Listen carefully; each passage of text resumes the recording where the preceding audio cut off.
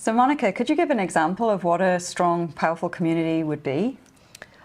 Yeah, so I think in Australia, a great example is the SMA community. Yeah. So we have an organisation called SMA Australia, and a really tiny organisation that was able to harness the strength of the community to achieve a whole lot of goals that community had had for a long time. And it was the collection and harnessing of that voice that really made all the difference. So as a result of that, SMA Australia was able to achieve, we now have SMA on newborn screening panels. We now have SMA as part of carrier screening availability that is affordable and accessible across the country. We have treatments which are subsidised and available for SMA across the country.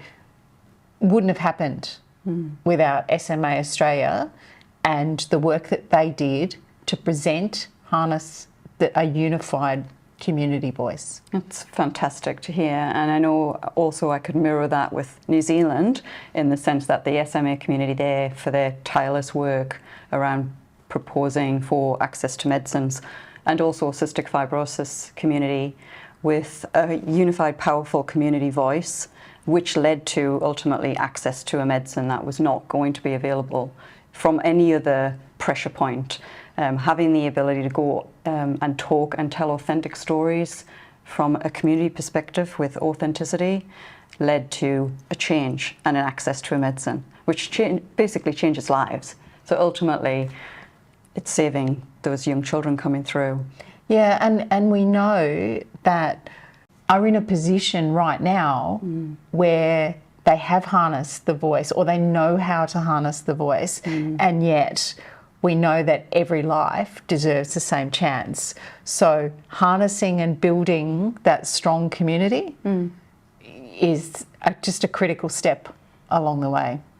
So how can Advocacy Beyond Borders assist with that for the smaller groups or for the groups that may be starting?